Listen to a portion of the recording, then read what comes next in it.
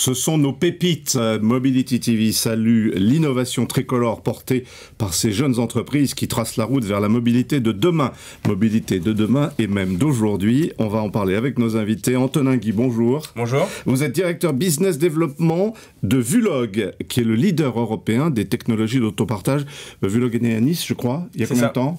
Il y a plus de 10 ans maintenant, 12 ans. Voilà. En 2006. Vous nous expliquerez le mode d'emploi et vous nous raconterez votre histoire. Sébastien Olivier, bonjour. Bonjour. Cofondateur de Vemotech, vous proposez des solutions innovantes pour faciliter les essais sur les groupes motopropulseurs, c'est bien cela ? Tout à fait. Voilà, vous êtes partenaire d'un certain nombre de constructeurs et vous êtes né en quelle année ? Ma part ? Pour ma part ? Non, pas vous. 87. 87. Vemotech est né en 87. Ça fait 30 ans, hein, tout de même. Oui, alors ça, c'est mon âge. Ouais. Maintenant, alors, on recommence dans le bon ordre. Non, Vemotech pour la part Vemotech est né il y a 5 ans. Il y a 5 ans, voilà. C'est à peu près la même date que pour Vulog. Franck Lefebvre, bonjour. Bonjour. Vous êtes porte-parole du groupement Prodeo, groupement de PME normande. Vous proposez à vos clients d'amplifier la performance de leur outil industriel.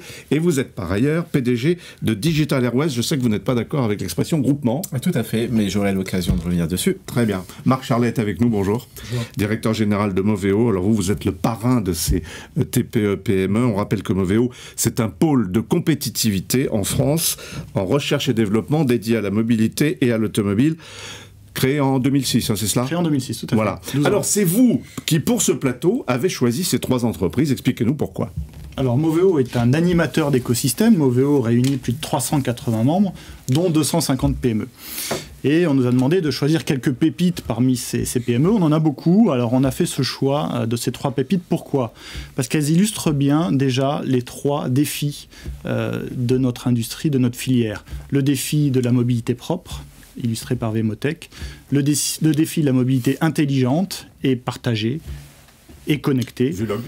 Voilà, Vulog illustre très bien. Et le défi de l'usine 4.0, de la digitalisation des sites de production, que Prodeo illustre tout à fait. Au passage, qu'est-ce que c'est que l'usine 4.0 ? L'usine 4.0, c'est l'usine qui utilise des technologies modernes pour changer les chaînes de pouvoir et les chaînes de valeur. Ouais. Très concrètement, chez Prodeo, on met en œuvre l'intelligence des sites de production et des personnes qui y travaillent en utilisant des outils numériques. Très bien, on va y revenir bien sûr. Antonin Guy, on commence avec Vulog. Je le disais, vous êtes le leader européen des technologies d'autopartage. Qu'est-ce que votre technologie a d'original ? Qu'est-ce qu'elle a d'original ? Elle permet de lancer des services d'autopartage innovants et de nouvelle génération partout dans le monde en moins de 3 mois. Et surtout des services d'autopartage qui fonctionnent, qui sont rentables. J'insiste sur le mot rentable. Forcément, je fais écho aux dernières actualités sur Autolib. Depuis la naissance de Vulog, les fondateurs et maintenant l'équipe de direction, on a promu toujours ce système d'autopartage de nouvelle génération pour offrir une liberté totale de mobilité au sein des villes. Ça a été difficile les premières années en France, parce que justement l'autopartage a été trusté par Bolloré. Vous avez commencé à Nice, vous avez par Nice ? Antibes, puis Nice. D'accord. Voilà. Ça a marché tout de suite ? Alors, ça a été difficile au début. Il y a eu un beau premier projet à Nice en 2012.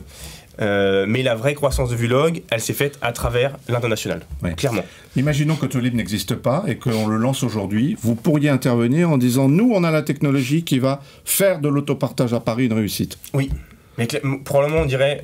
Déjà, c'est probablement pas le bon modèle tel que Bolloré le conçoit aujourd'hui, ou l'a conçu il y a quelques années. Voici le modèle qu'on vous propose pour assurer un service de qualité et surtout rentable pour Paris. En gros, qu'est-ce qu'il a de mieux, votre modèle ? Qu'est-ce qu'il a de plus performant ? Il coûte beaucoup moins cher en termes d'infrastructure. Oui. C'est-à-dire qu'aujourd'hui, on a environ 2 bornes de recharge pour un véhicule électrique. Oui. Aujourd'hui, ce que nos clients opérateurs mettent en place, c'est plutôt 2 bornes pour une dizaine de véhicules. Oui. D'accord ? J'ai vu que la France, c'était 10% seulement de votre chiffre d'affaires ? Ah oui, c'est 10% du chiffre d'affaires actuel et c'est peut-être 3% des nouveaux clients et nouveaux véhicules équipés chaque année. Le reste ? Le reste, c'est partout dans le monde. Donc notre plus gros client aujourd'hui est à Vancouver. On a des clients en Océanie, en Nouvelle-Zélande, à Sao Paulo, bientôt en Chine. Est-ce que vous considérez que c'est plus difficile en France de vendre votre technologie ? Non, c'est pas plus difficile en France. Ce qui s'est passé, c'est vraiment cette mode qu'il y a eu avec Autolib à Paris, ensuite à Lyon, à Bordeaux, qui a fait que tout le monde ne pensait que par ce système d'autopartage. Qui est mort selon vous ? Clairement. Ça fait des années que nous on le dit, qu'on l'explique, notamment en montrant ce qui se passe à l'étranger, ce qui fonctionne à l'étranger. Je pense qu'aujourd'hui, ça y est, le constat est clair et partagé. Donc l'opérateur qui va arriver derrière Bolloré pour remplacer Autolib, il va peut-être utiliser votre technologie ou c'est pas sûr? Alors, déjà, nous, ce qu'on préconise, c'est qu'il y ait plusieurs opérateurs. Oui. Ce qu'on constate partout dans le monde, c'est que là où ça fonctionne le mieux, c'est quand il y a une concurrence. Oui. La concurrence est saine pour la qualité de service, pour les finances des collectivités. Et donc nous, très certainement, on équipera un ou plusieurs opérateurs à Paris. Oui. Que vous a apporté Moveo? Moveo nous a apporté plusieurs choses. Nous a apporté, à travers son réseau, des connexions avec des grandes entreprises françaises, avec qui on a pu travailler sur des projets de R&D, des projets de développement. Vous les avez rencontrés en quelle année? Parce que Vulog, c'est 2012. C'est 2012 2006 Vulog. 2006. 2006, 2006, plutôt dans le sud de la France, et après on s'est développé aussi à Paris à partir de 2013. Voilà, et donc membre depuis 2013 du pôle. C'est ça, et ça fait donc 5 ans que vous les accompagnez. Qu'on les accompagne, Ouais. qu'on les connecte au réseau, qu'on les accompagne sur des missions internationales et aussi dans le cadre de leurs projets, et un récemment qui a été labellisé. Ouais, Oui. Ouais, j'en parle parce que grâce à ce... Alors je sais pas tout ce qu'on peut dire aujourd'hui, mais en tout cas, c'est un projet qui est très très important pour nous aujourd'hui. Ce projet qu'on a eu notamment grâce à Moveo, qui va vraiment nous aider à préparer l'arrivée des véhicules autonomes. Expliquez. Ce dont on est convaincu, c'est qu'aujourd'hui, vous savez, quand on parle de voiture autonome, tout le monde pense à Uber. Tout le monde se dit, Uber, ce sont les mieux préparés aux véhicules autonomes. Nous, ce qu'on dit, c'est qu'aujourd'hui, ceux qui sont le mieux préparés à l'arrivée des véhicules autonomes, c'est pas les sociétés de VTC, ce sont les sociétés de car sharing. Parce qu'aujourd'hui, elles savent ce que c'est que de gérer la maintenance de 1000, 2000 véhicules distribués dans une ville. Ils savent ce que c'est que de gérer le support client de ce type de service. Alors qu'Uber gère comment... individuellement. Enfin, ce sont Uber gère surtout les chauffeurs. Ils sont très bons. Et les chauffeurs gèrent leur voiture. C'est ça. Ils sont très bons à avoir plus de chauffeurs, à gérer les chauffeurs, etc. Mais ils ne savent pas, par exemple, faire ce qu'on appelle du fleet balancing, c'est-à-dire il y a de la demande en endroit, il n'y a pas de véhicule. Aujourd'hui, nos clients opérateurs, on leur dit prenez cette voiture, déplacez-la à ce point B. Ce qui a été le drame d'Autolib. C'est ça. C'est-à-dire trop de voitures à un endroit, pas assez à l'autre, etc. Bien. On continue le tour de table. Sébastien Olivier, Vemotech, racontez-nous votre histoire. Vemotech, créé 2012, il y a 5 ans, avec 3 associés fondateurs, issus du métier de l'automobile et de la R&D, groupe Motopropulseur. Et parti sur un constat, il y a 5 ans, on sortait de la crise automobile, parti d'un constat où les constructeurs voulaient se recentrer sur leur cœur de métier et voulaient délaisser une partie d'un métier qu'ils avaient pris en interne, qui est les essais automobiles. Alors, les essais automobiles se faisaient chez les constructeurs, ils se font toujours en partie chez les constructeurs. Exactement. Et vous leur avez apporté? En fait, les constructeurs, nous, on leur a apporté une innovation. Mais les constructeurs ont toujours eu ça en interne, il y a toujours eu de la sous-traitance. Ils avaient une grosse part en interne et ont décidé de mettre une plus grosse part en externe. Oui. Nous, on était issus, les 3 associés, de ce domaine d'activité. Vous êtes tous ingénieurs ? On était, non, justement, une équipe multidisciplinaire, un ingénieur motoriste, un ingénieur conception de produits et un commercial. Marc Charlet, c'est important ça, la pluridisciplinarité des formations et des cultures. C'est un des points essentiels quand on accompagne des startups, c'est les inciter justement à trouver les bons partenaires et les bonnes complémentarités dans l'équipe de direction. C'est essentiel. Je reste persuadé qu'aujourd'hui, on ne peut pas créer une entreprise tout seul. Il faut cette équipe, il faut une multidisciplinarité. Non, mais 3 types qui sortent de centrales et qui n'ont que la culture des centraliens, ils ont moins de chances de réussir que s'ils s'associent à, je dis n'importe quoi, à un commercial, à un littéraire. Alors après, pour notre part, notre entreprise est quand même sur un marché de niche, très technologique, très technique.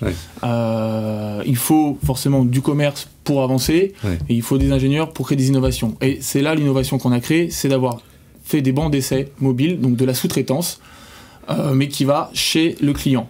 Qui sont vos clients aujourd'hui ? Les constructeurs. Tous les constructeurs ? Tous les constructeurs, les équipementiers, de rang 1 ou de rang 2. Tout client qui participe au développement des nouvelles technologies de motorisation. Je ne vous ai pas posé la question, mais votre chiffre d'affaires est combien êtes-vous aujourd'hui ? Alors aujourd'hui, on a commencé il y a 3 ans à 3 associés. Aujourd'hui, nous sommes 102 dans l'entreprise pour un chiffre d'affaires de 7 millions d'euros. Et Vulog, vous êtes combien ? Aujourd'hui, on est 85. 85 avec Donc des bureaux à Nice, Paris, Ouais. et puis surtout en Amérique du Nord et en Bien Chine. sûr, oui. Vous venez d'ouvrir à Shanghai, ou vous allez ouvrir. C'est ça, on a ouvert. Et chiffre d'affaires, à peu près? On communique pas aujourd'hui sur le chiffre d'affaires. On ne communique pas. Surtout pas. Bon, d'accord. Franck Lefebvre. Alors, Prodeo, ce sont des entreprises 100% normandes d'abord. Oui, mais c'est Ouais. un hasard. C'est presque un hasard. Oui. C'est presque un hasard. C'est pas tout à fait un hasard parce que Ouais. Moveo est surtout actif en Normandie et en Île-de-France. On Ouais. aurait très bien pu avoir des Franciliens. Il se fait qu'à l'origine, il n'y a eu que des Normands dans. Alors, j'ai vu que Digital Airways, votre entreprise, est née à Argentan, dans l'Orne, il y a une vingtaine d'années, 20 ans. Hein. Ouais, tout à fait. Avec la téléphonie mobile, c'est ça? Absolument, absolument. Notre métier de base, c'est de faire de la téléphonie mobile et c'est de Mais qu'est-ce que faire- vous faisiez en 98, où on avait nos premiers portables quand on avait les moyens de se les payer?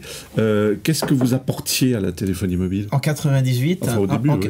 vous voyez la différence qui peut exister entre un téléphone mobile de ces années et celui qui Oui. doit chauffer dans votre poche actuellement. C'est ce passage de marche qu'on a apporté. C'est-à-dire qu'on permettait à des fabricants de téléphones qui avaient des technologies extrêmement limitées et qui avaient envie d'offrir des expériences de plus en plus amusantes, intéressantes, efficaces, etc. Et on leur apportait les outils techniques qui permettaient de D'accord. faire ça. Et aujourd'hui, vous travaillez sur les objets connectés, mais les objets connectés de la vie de tous les jours. Hein, locaux. Absolument. Dans ce cadre-là, on travaille sur des objets connectés de tous les jours. Et on travaille beaucoup, Exemple. des assistants vocaux, on travaille aujourd'hui sur des assistants vocaux à la maison et également dans l'automobile. On nous dit, on lit partout que c'est en pleine explosion, que ça marche formidablement, que les gens se précipitent sur les assistants vocaux. Non, c'est totalement faux. Ça ne marche pas. Ça ne marche pas. Ce qui est certain, c'est que ça marchera et que ça croît à une vitesse extrêmement importante. C'est-à-dire qu'aujourd'hui, ce qu'on fait avec les assistants vocaux, c'est qu'on apprend ce que font les GAFA, les grands Américains. Mais les gens s'achètent pas des petits assistants vocaux pour Si, dire bien sûr. allume la maison, Bien éteins la sûr, télé. mais marginalement, et ces mêmes personnes connaissent un certain nombre de déceptions, ce qui ne veut pas du tout dire que dans 6 mois et dans un an, ils seront toujours déçus. Oui. Ils sont en train de fabriquer le produit. Alors vous êtes le doyen de la bande, 98. Voilà, donc Hein. la bande Oui. effectivement, c'est les 5 entreprises qui ont Oui. créé Prodeo. Prodeo Oui. est Oui. une entreprise, mais qui a été créée d'une façon un peu particulière, hein, à savoir qu'au lieu de dire, tiens, on va prendre un entrepreneur qui a une idée formidable et qui va fabriquer une entreprise, Prodeo, on a fait l'inverse. On a dit, voilà, il existe un besoin client, et c'est grâce à Moveo que ce besoin client a été clairement qualifié.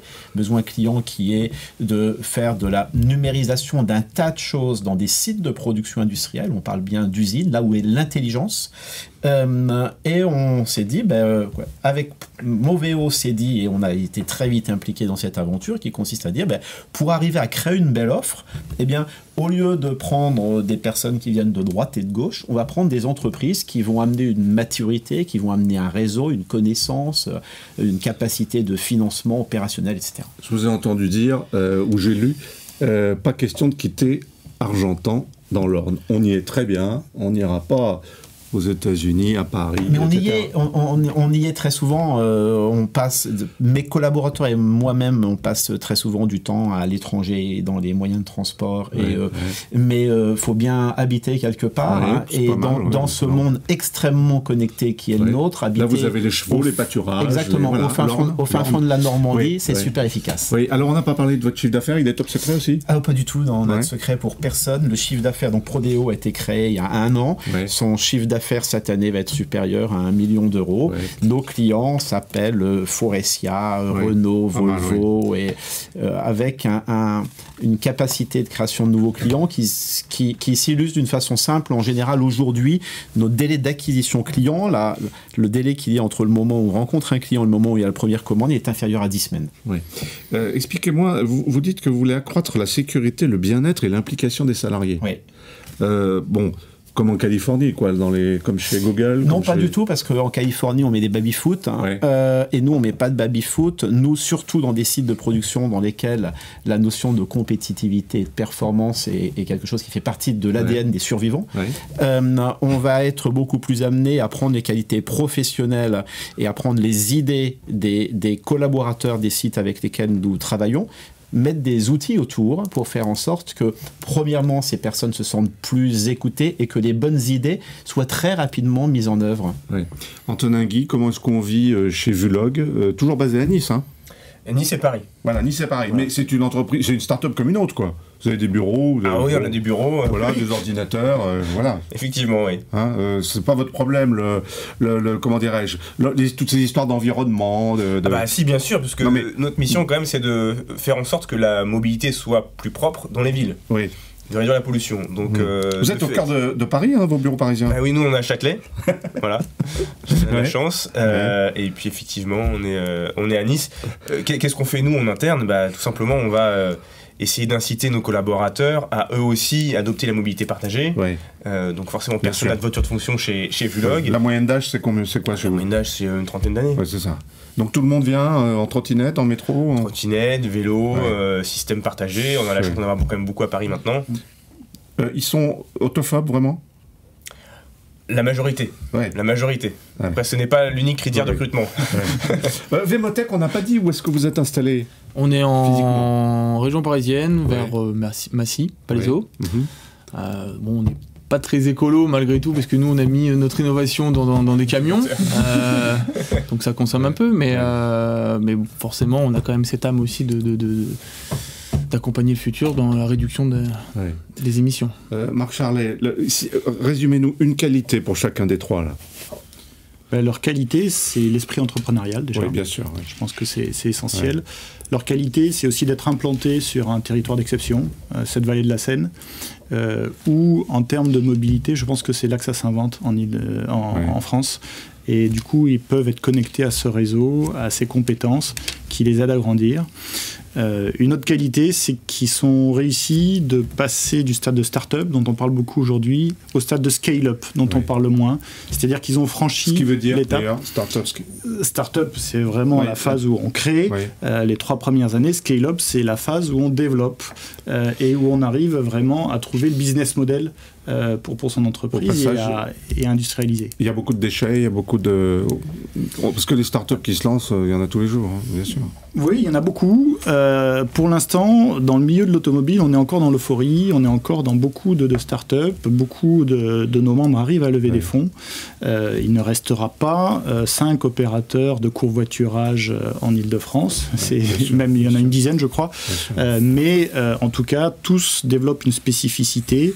On encourage les regroupements, et d'ailleurs, les groupements de PME, c'est un dispositif Moveo qui encourage justement les gens à créer une chaîne de valeur à partir de leurs compétences et à aller chercher ensemble des marchés, prendre une plus grosse part de gâteau sur un marché plutôt que chacun se prendre une petite part. Une remarque par rapport à la région parisienne, je pense que les difficultés de Vélib aujourd'hui et surtout l'arrêt d'Autolib, ça va être une formidable opportunité pour beaucoup de startups, d'opérateurs, de s'implanter à Paris, en Ile-de-France. Là, vous allez bénéficier de l'expérience. C'est ça. Il va y avoir les opérateurs qui vont se lancer, voilà, donc des constructeurs automobiles ou des startups, et puis ensuite tout un écosystème qui va se construire de plus petites entreprises qui vont devoir innover pour aider ces opérateurs, aider l'innovation en termes de mobilité partagée dans la région parisienne. Antonin Guy, d'un mot, vous savez pourquoi vous avez réussi, vous tous, avec vos copains qu'est-ce qui fait, quand vous vous levez le matin, vous vous dites, bon, c'est quand même pas mal. Est-ce que vous D'un mot, pourquoi on a réussi? Oui, pourquoi alors que d'autres ont sans doute échoué, vous n'êtes pas tout seul sur votre créneau. Non, tout à fait, on n'est pas tout seul. D'un mot, comme je l'ai dit tout à l'heure, c'est déjà de ne pas être seul, de ne pas être isolé. Donc il faut aller chercher les réseaux. Et la France, l'Europe permet ceci. Et bien sûr, il n'y a pas de secret, il y a le travail aussi. Il faut travailler, la persévérance, se faire confiance. Un point clé que j'ai pas cité, c'est tout de suite ils ont pensé international aussi. Tout à fait. C'est la raison du développement aujourd'hui de Vulog et de Vémotech et de Prodeo, c'est d'avoir réussi tout de suite à penser international. Et un mot de cette bureaucratie française dont on nous bassine les oreilles en disant on peut rien faire, la paperasse, les impôts, le ceci, le cela. Vous êtes la preuve vivante que vous n'êtes pas allé monter vos boîtes en Angleterre ou aux États-Unis. Je pense que la France c'est un formidable terrain pour développer des entreprises comme les nôtres. Et des acteurs comme Moveo qui sont finalement aussi le résultat de nos impôts, d'une certaine manière. On rappelle que vous êtes sur fonds publics. On est financé à 50% encore par des fonds publics, État et région, oui. C'est des formidables leviers pour se développer. Voilà. Alors Argentan, on n'en parle même pas. Non mais c'est vrai, je veux dire, c'est extraordinaire de se dire que vous n'êtes pas allé démarrer votre affaire à l'étranger. Non, pour l'implantation, Même en non. 98, c'était plus dur en 98. Pour la quête de clients, si, mais pour l'implantation, Voilà, non, c'est bien ça, pour entendu. l'implantation. On s'applique nos propres règles qui sont... Vous voyez bien de quel discours je parle, ce discours ambiant. Oh, tous nos jeunes partent en Angleterre, tous nos jeunes partent aux États-Unis, en Australie, etc. Oui, ceux qui ont envie d'être salariés, ceux qui ont envie d'être entrepreneurs, pas forcément. Ouais. Et si je peux rajouter, allez-y. pour avoir eu la chance de vivre une expérience entrepreneuriale en France pour le début, et maintenant, parce que on est aussi implanté en Chine, à Shanghai, et j'ai vécu 2 ans là-bas pour développer la filiale. En France, il y a tout un tas d'incitateurs, de réseaux, d'incubateurs, de subventions aussi, qui développent l'innovation, qui prônent l'innovation. Aujourd'hui, en Chine, pour y être allé, on est livré à nous-mêmes. Alors, on retrouve certains incubateurs ou certaines aides, notamment la BPI, les chambres de commerce, les choses comme ça. Mais il n'y a pas, si on est en Chine tout seul, il n'y a pas d'aide, mis à part et grâce à la France, comme des systèmes COFAS ou des choses comme ça qui prônent l'international et qui aident les entreprises à se développer à l'international sans prendre beaucoup de risques, puisque en plus on a pas mal de cautions autour de ça. Donc il y a tout un intérêt à rester en France et de développer son entreprise en France. Pour conclure, je vais citer ces trois phrases qui sont au fronton de Moveo, je crois. Les 4 plus grosses entreprises mondiales n'existaient pas il y a 40 ans. 80% des produits phares des 10 prochaines années n'existent pas encore. Et enfin, 60% des métiers qui recrutent n'existent pas aujourd'hui. Vous embauchez, vous tous, vous recrutez? Tout à fait. Hein, vous aussi? On est tous en croissance, oui. Bravo à vous tous. Ce sont nos pépites. Merci.